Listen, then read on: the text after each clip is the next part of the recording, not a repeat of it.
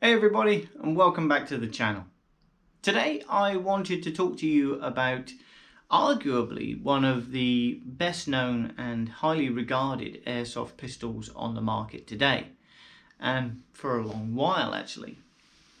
And that is the Tokyo Marui SOCOM MK23, which, as you can see, the Tokyo Marui version comes with this particularly attractive and usable hard carry case, complete with logos on the front, just for good measure, so that when you rock up on those game days, everyone knows what you're packing. Now, what is the MK23? Well, in terms of real steel, the MK23 is the result of a contract laid out by the US Special Operations Command Unit, or SOCOM.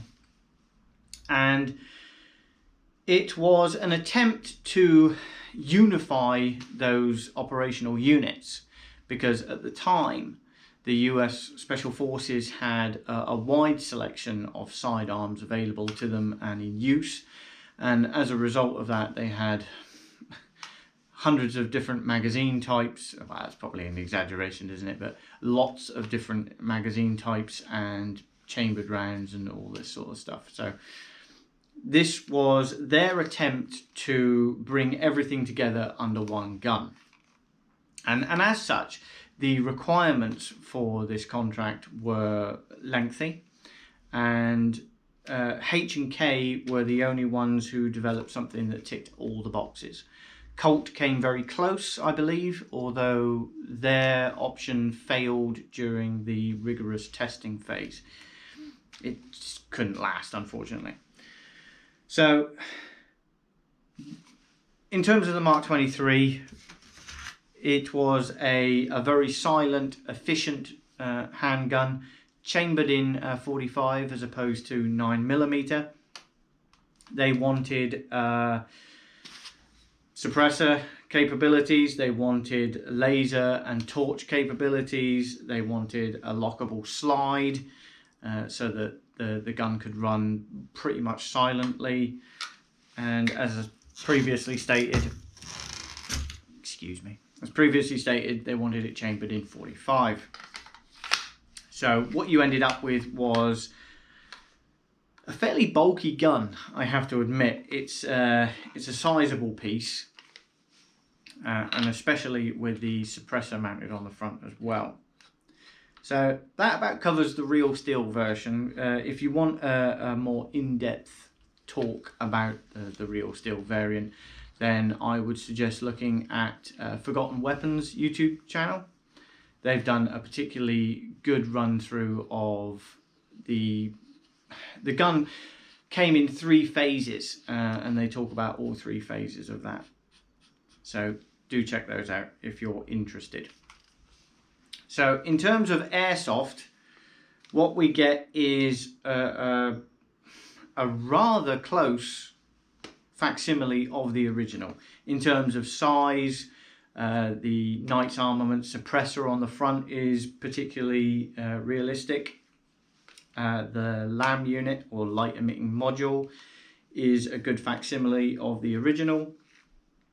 And yeah, the gun doesn't reciprocate either, or the slider doesn't reciprocate. So again, you have a very silent platform to run with, which is why this gun is probably the go-to gun for the average sniper in the game. Starting at the front, what we have, as previously mentioned, is the Knight's Armament replica suppressor. This is foam filled, so does have some functionality to it as well.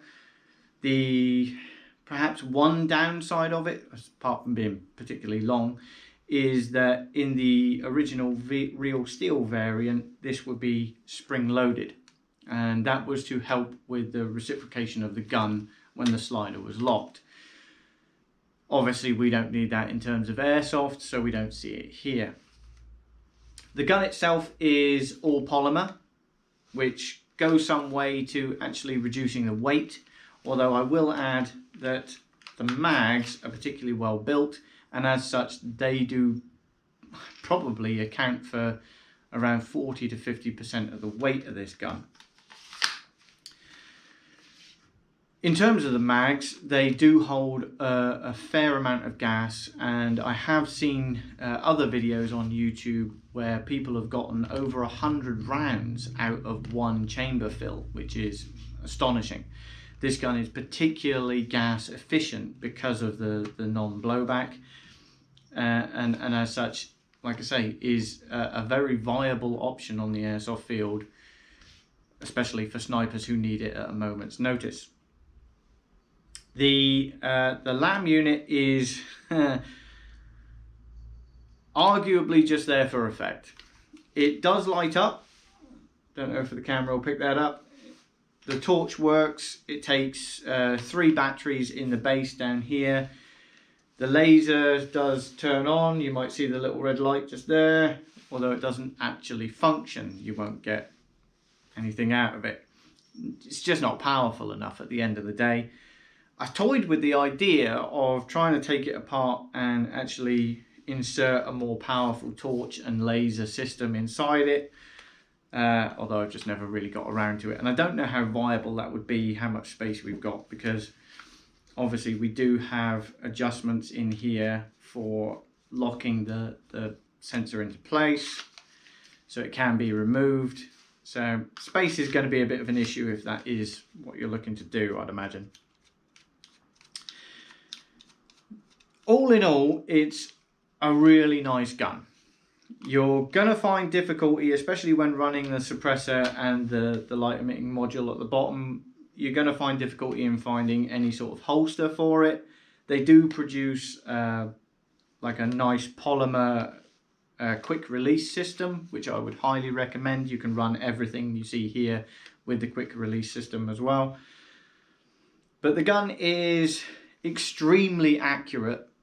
It has outstanding range for a pistol, and again that's purely down to the gas efficiency really, and the fact it's Tokyo Marui, who are legendary in that respect. All in all, if you're a sniper and you're looking for a sidearm, this is pretty much your go-to option. For anyone else, I really think this is something that everyone should have in their collection. It's an almost iconic purchase, really. And I particularly like running it without the suppressor. I'm not that bothered by running super silent. And I just like the look of it like that. I don't know what you guys think. Be sure to post your views in the comments down below. So, as I say, it's great value for money. It's a great option for those sniper rifle enthusiasts out there as a sidearm, and it's a great add to anyone's collection. I hope you've enjoyed the video. As I say, if you want to know more about the real steel variant, please check out Forgotten Weapons. And yeah, if you've enjoyed this, like and subscribe. That's always appreciated. And I'll see you guys in the next video. Thank you.